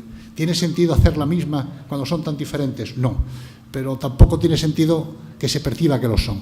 No os voy a aburrir con la descripción de cómo se logra que todas parezcan iguales siendo muy diferentes, ¿no? Pero es un sistema que otro día explicaremos. Y eso mismo, está aquí explicado. Nos pasamos a Repsol, sí, y damos tiempo para debatir, porque si no... Vale. Y en Repsol hay algo de esto, ya lo voy adelantando. ¿Tú sabes cómo se describe? Mira, yo quiero coger este otro. Que es que esto que me ha gustado desarrollar con Jesús, que es cuando una pieza... Es un PDF eso, o sea que es... Ahora sí. Bueno, mira, aquí ya verás, espera un momento, lo pasamos deprisa. Bueno, la primera, la interesante, Jesús. La primera, esa que sale en color. Una que has pasado antes, por favor. A ver. Esta. Ahí lo veis, cómo las costillas tienen estos colores que indican que deben tener un sistema constructivo diferente. Distinto, efectivamente. Bueno, pero esto, yo creo que esto que aquí tiene una pequeña escala, unos años después lo vamos a llevar a un tamaño mucho mayor, que es Repsol, donde este sistema de que todas esas costillas que aparentemente tendrían que plegar, tendrían que colapsar por viento, porque están colgadas, no perforan la piel interior. Porque tiene que ser impermeable, claro. Tiene que ser impermeable. Claro. Es decir, las estructuras, la estructura que hemos heredado, que nos dio el gran maestro, que es el esqueleto, está detrás de la piel, para protegerla. Y solo hay un punto donde se incumple la regla básica de que la estructura detrás de la piel, que es la dentadura. El hueso rompe y sale fuera, y vaya catástrofe, ¿no? Hace falta un especialista solo para corregir el error de diseño de Dios. Son los dentistas, porque es que es un piorrea, caries, una catástrofe. Las estructuras deben quedar al interior. Y yo aquí me empeñé en que estas costillas no podían hacer como la dentadura y perforar la piel, porque tendríamos goteras de por vida. Entonces, ¿cómo hacerlas que colgaran a través de un sistema de cuelgue sin perforar, y que, sin embargo, porque no hubiera empotramiento, y sin embargo no plegaran por acción horizontal de viento? Eso, lo que desarrollamos es un sistema que aparentemente en muy poco espacio de sección se resuelven todos estos esfuerzos. Y venga, vamos a ver Repsol. No, ya termino rápido con esto. Pues, déjame meterme con el código técnico. Con el sí, eso es lo que quieras, entonces. Sí. Es que, haciendo el cálculo de empuje de viento con el código técnico, era imposible hacer esto, porque se rompía todo. No se rompían las que están en rojo, ni las verdes, ni las azules, no, se rompían todos, hasta estas, todas. Porque no hay distancia suficiente para que haya sombra de viento de una con respecto a otra y todas esas cosas. Y entonces, al final, nosotros hicimos unos cálculos a nuestro aire, Y dijimos, bueno, no puede ser, tiene que pasar lo que realmente pasa aquí. Entonces, ¿qué hacemos? Pues lo metimos en un túnel de viento, se experimentó en un túnel de viento y dio unos resultados prácticamente exactos a los que habíamos supuesto que tenían que salir, o sea, olvidándonos del código técnico y diciendo que era una barbaridad el código técnico en este aspecto, ¿no? Bueno, en otros también, pero en este desde luego. Bueno, ahora ya sí que me tiene que venir el que me ha ayudado antes para quitar esto, que es fantástico. Sí. Incluso los mejores necesitan ayuda. Sí. Espérate un momento, ya verás que voy a pasar todo deprisa para que veas. Bueno, aquí está todo.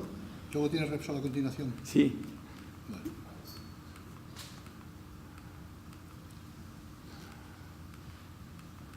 Repsol, lo que sucedió, por ir a ser un poquito más ameno mientras llegan las fotos, es que había hecho una torre que está construida, ahora las 4 torres tengo del Real que salir Madrid, de aquí y volver a los otros. que le había diseñado Norman Foster y que estaba terminándose cuando nosotros terminábamos Telefónica. Y la compañía Repsol comprobó que teniendo unos 4.000 empleados, no le entraban en la superficie, y en Telefónica teniendo 18.000, pues en una superficie pues aquello entraba mucho mejor y vinieron a vernos. Pero ¿cómo se entran?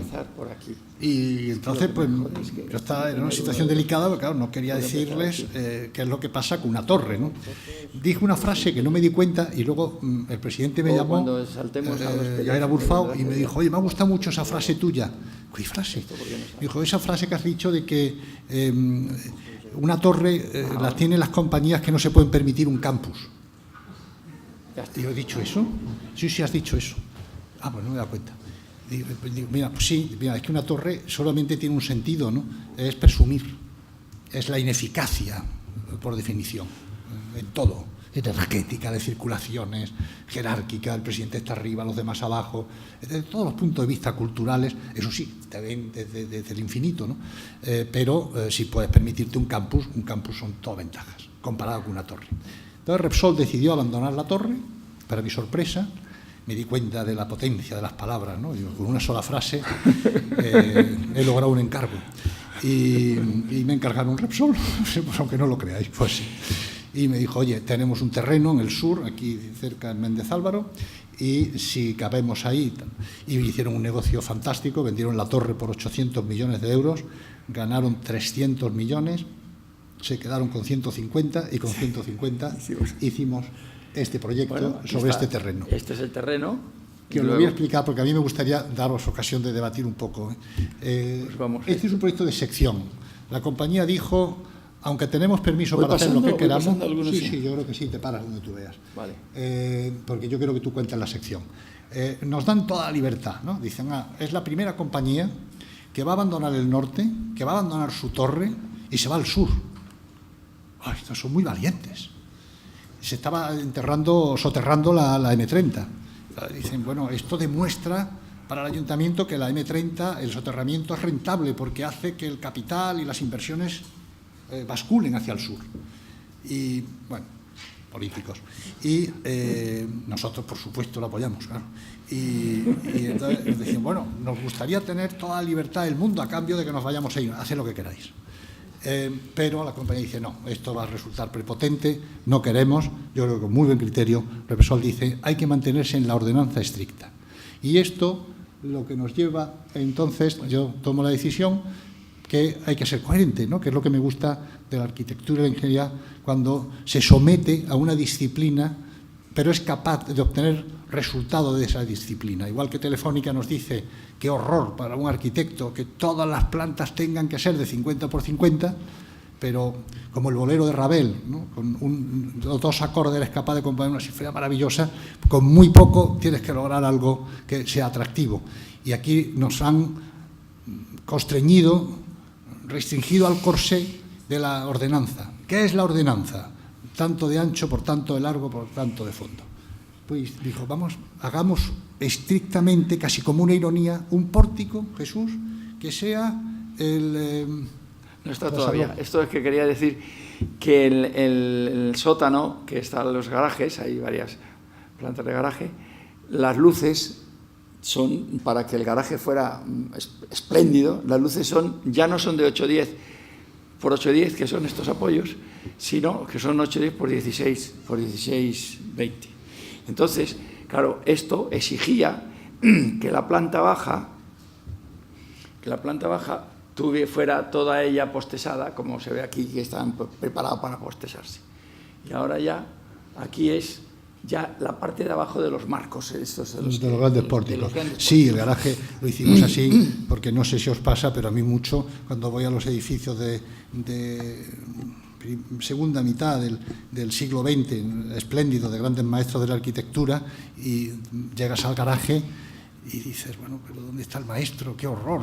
Qué desastre de estructural, ¿no? Los pilares, ¿quién maneje un coche, no? Es decir, que en este siglo no podamos hacer garajes, que los pilares estén alejaditos de los coches, pues me parece inadmisible, ¿no? Y bueno, forcé un poquito para que fueran luces de 16, que es fantástico porque así no te golpeas con nada. Pero claro, los apoyos están donde están, no están en otra zona. O sea que aquí hay un apoyo, aquí hay otro, pero esos son 8 metros. Y entonces los marcos, aquí ya veis que hay una ranura en este marco, porque tiene que encajar, este es el apoyo que va al suelo, pero a partir de aquí empieza un marco que se subiría hasta por aquí. Pero no lo tenemos, yo creo que es mejor, casi a la inversa, ¿no? Ver la intención arquitectónica, que es el marco completo. Vamos a ver dónde está, es que eso ya es otro problema. Aquí se ve, bueno, aquí se ve tal, estos son los... Aquí este es el estrambote final, donde es la entrada, que los marcos no llegan al suelo. Sí, pero vamos a contar. Aquí lo veis. Aquí están. En el de la derecha se entiende la idea arquitectónica. La normativa es la de manzana de patio de Madrid, edificios alrededor con patio al interior, lo respetamos, ningún problema, y son los 4 edificios en torno al patio. El de la derecha es donde se entiende cuál es la idea. Es un marco que es estrictamente la condición urbanística, en el que todos los que veis aquí situados en este edificio a una distancia modulada, nosotros vamos a construir una estructura perchero. Vamos a hacer como en los armarios una gran barra, que es aquella 2 vigas que están, esa gran viga que está ahí encima, sustentada son 2, con unos pilares. Unos pilares que son los que llegan, que hemos visto que llegan al suelo, que estarían aquí. Y sobre eso vamos a hacer como en los armarios, ir colgando perchas y de esta manera luego pues la experiencia ya te demuestra lo que habíamos aprendido en Telefónica, ¿no? Que de repente cuando estás construyendo algo que has pensado muy bien, pues dicen, no, ahora el presidente se quiere cambiar, no se quiere cambiar, el edificio más grande, más pequeño, mira, aquí no sufriremos tanto, Jesús, aquí haremos esto y lo que nos pidan serán cajas que se van introduciendo al interior de estas perchas. Los abrigos que traigan los vamos colgando de esto y tendremos toda la flexibilidad con una imagen del edificio que es de nuevo su estructura.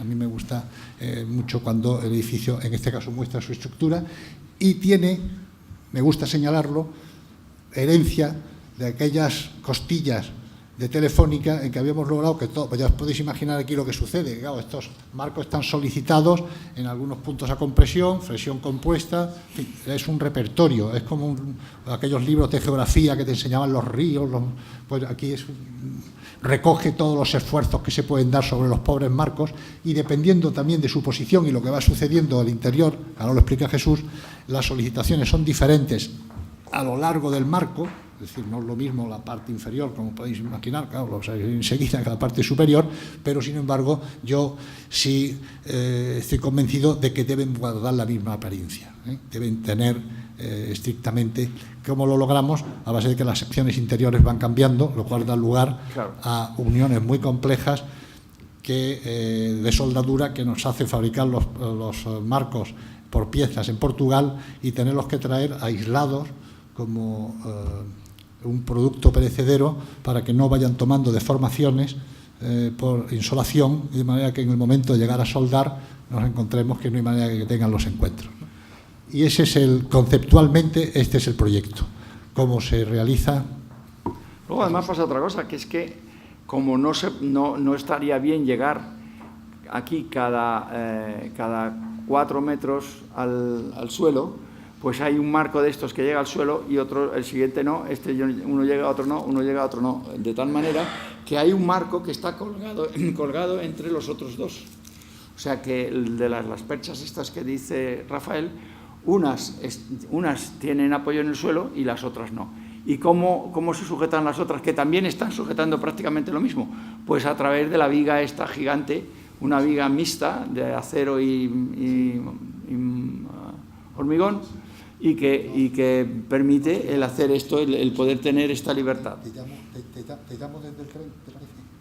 ¿Sí? Te llamo desde el tren. Aquí esto, bueno, pues ya se ve que es tan vistoso esto, y ahora hay que poner el otro, por favor. Esto, a ver cómo se sale de esto para poner el PDF. El PDF, estábamos en Repsol, sí. Y ahora el PDF para salir, esto es. Bueno, esto es, hay que poner una muy espectacular para ver a dónde se llega con esto, ¿no? Y entonces este es el final del asunto. Entonces, lo que pasa es que fijaros que hay una directriz, que esta directriz no es paralela a las otras u ortogonal, sino que esta directriz es inclinada.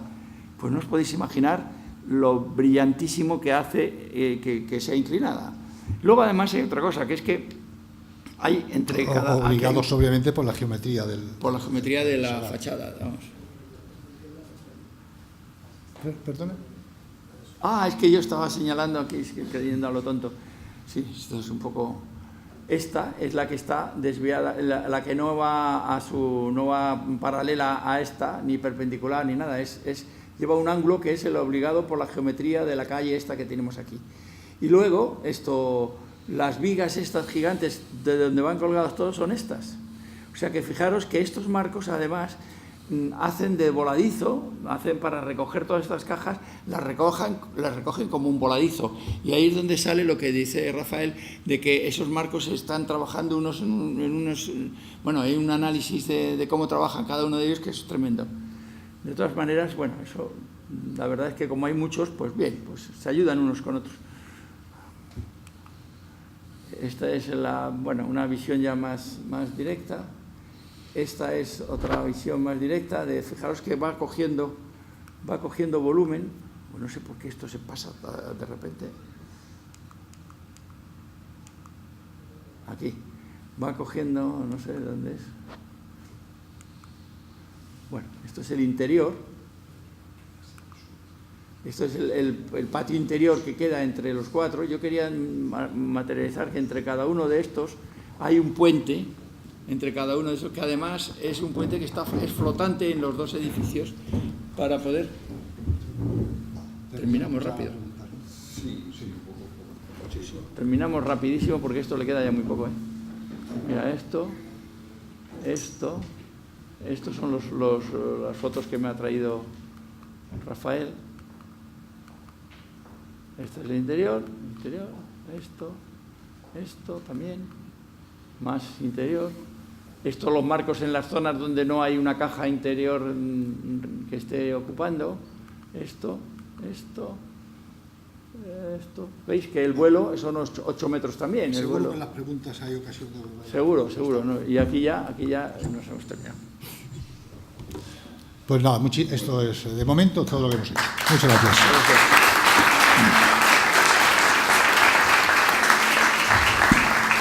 Bien. Muchas gracias, Rafael y Jesús. Se ha puesto de manifiesto que el arquitecto y el ingeniero partís de distintos lenguajes, pero me ha gustado mucho esa reflexión de Jesús en el sentido de que el ingeniero debe hacer un esfuerzo por entender el lenguaje de la arquitectura y luego al mismo tiempo, sobre todo con la última arquitectura ya desde los años 90, la de constructivista, ¿no? Hay que evitar estructuras ortopédicas de alguna manera que no tienen una justificación estructural, ¿no?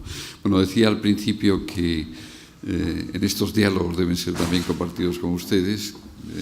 Si hay alguna pregunta, todavía tenemos como 10 minutos y bueno, pues se lo agradecemos porque era una reclamación que estaba haciendo Rafael desde el principio. Sí.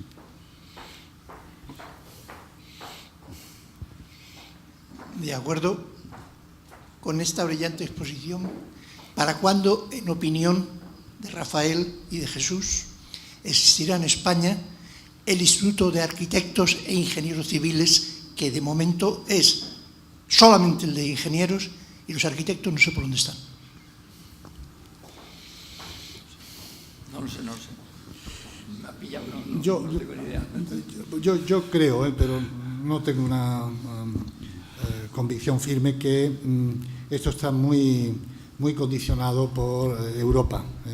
Es decir, que esta condición del arquitecto español, de ingeniero civil, pues ya que os voy a contar, ¿no?, de lo que sucedió con las competencias y todo aquello, y las dificultades que hay a la hora de crear este tipo de institutos comunes. Yo creo que tiene un origen europeo. Bueno, hay un precedente, que es el Instituto Torroja. Ahí hubo un intento, y además lo fundaron arquitectos e ingenieros, de fundar un instituto relacionado con el mundo de la construcción. Pero es evidente que el Instituto de Ingenieros en España, sin los arquitectos, falta una parte. Está claro, desde el punto de vista profesional. No sé si hay alguna otra pregunta. Sobre todo desde el punto de vista del encuentro. Claro. Yo creo que es muy relevante, ¿no? Al Torroja, yo le debo tantísimo, porque mi padre, al terminar la carrera, entró a trabajar en el Torroja, y fue Eduardo Torroja el que le dijo: no, tú no debes ir a Roma, como todos los arquitectos, como era la tradición española, a formarse en la Academia de Roma. Dijo: tú, con la capacidad matemática que tienes, tú te tienes que ir al Instituto Tecnológico de Massachusetts. Mi padre se fue, y la pasión que yo le he dado por la técnica, la tecnología, el cálculo y la estructura procede del Torroja. Fíjate si es importante cómo un instituto puede condicionar las carreras y las trayectorias de tantas generaciones, ¿no? Importantísimo. Pero yo creo que esto está muy penalizado por los europeos, que no les gusta nada. Rafael, Jesús, una pregunta fácil. Después de todos estos años en que estos dos edificios han sido ocupados y han estado funcionando, la pregunta fácil: ¿qué haríais distinto si volvierais a empezar ahora? ¿Qué harías distinto tú, ¿no, Rafael? ¿Y qué harías tú distinto, Jesús? ¿Qué creéis que teníais que ahora haber mejorado estos edificios? Tú primero. Yo ya he hablado. No sé, yo he ido intentando resolver alguna cosa, porque muchas veces en el proyecto que iba evolucionando en el estudio de Rafael, con mis presencias allí, porque claro, me llamaba Rafael: Jesús, vete para acá. Y estábamos allí una tarde entera o una mañana entera viendo cosas, ¿no?, del asunto. Yo creo que seguramente, sí, hay una cosa que yo haría distinta, efectivamente. La viga, la famosa viga esa, que está en otras fotos, pero que no la hemos puesto, las dos famosas vigas esas gigantescas que es dicho que son mixtas, de acero y hormigón, yo no las habría hecho mixtas, sino que eso fue una imposición de la constructora más que otra cosa. Yo las habría hecho y las había planteado inicialmente de acero, nada más. ¿Por qué? Pues muy fácil, porque el acero puedes controlar mucho mejor las deformaciones, y porque no tiene deformaciones diferidas. Y entonces, todo claro, con un sistema de vidrios tan tremendo como tiene esto, porque tiene vidrios por todas partes, que luego además que estaban todos diseñados de manera que podían aceptar las deformaciones que pudiera tener la estructura, y que en alguna ocasión, desgraciadamente por culpa de que la constructora pues no se dio cuenta, pues afortunadamente fue en nada más que en unos 8 o 10 puntos, pues los puntos que tenían que ser deslizantes los dejó fijos, pero fijos, no os podéis imaginar cómo de fijos, y claro, se rompieron los vidrios, claro, evidentemente, pero vamos, se sustituyeron esos vidrios y se soltaron, porque claro, cuando dijeron que se han roto 3 vidrios, yo estaba desesperado, y entonces, Rafael, vámonos a ver lo de los vidrios, nos fuimos a ver los vidrios, y dijo: pero si están soldados aquí, o sea, si está esto, hombre, por favor, ¿cómo puede ser esto? Pues nada, ya está, eso se resolvió y se acabó. Y eso, lo que sí hubiera hecho distinto es la gran viga portadora, el gran tubo de las perchas, ¿no?, el que iba a originar las perchas, ese lo habría hecho metálico exclusivamente. Más preguntas. Sí, yo quería preguntar, bueno, la conferencia fantástica. Quería preguntar por la fachada del edificio Telefónica, que a mí me pareció siempre un misterio y ya por fin lo he medio entendido. Poníais uno de los 3 tipos de solicitaciones que tienen los vidrios, era acuñada. ¿Qué quiere decir acuñada? Sí, en esto que he contado, buena pregunta, de preocupación por no perforar la piel interior, sí. Por lo que contaba, hay costillas en que esto no pudo ser posible, porque ya necesitábamos empotrar los esfuerzos, las de los extremos. Claro, sí, estaban tan solicitadas que estas ahí hubo que perforar. Hicimos las menos posibles, me parece que eran 6 por filas. Las 2 primeras filas que están empotradas. Sí perfora la piel y se empotra contra la estructura metálica portante interior. Las del centro están simplemente colgadas, se moverían como la página de un libro.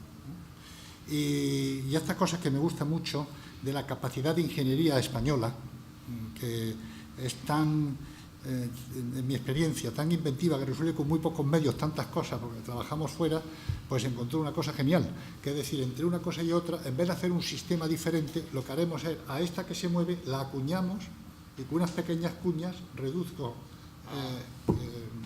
su desplazamiento, y con esto los esfuerzos, que son medios que los tenemos aquí. Y además nos permitirá, si algo va mal en algún sitio y tal, pues venga, acuña 3 más, ¿no? O sea verdaderamente genial, ¿eh? Y por eso había esos 3 tipos, era colgada, empotrada y en medio acuñada.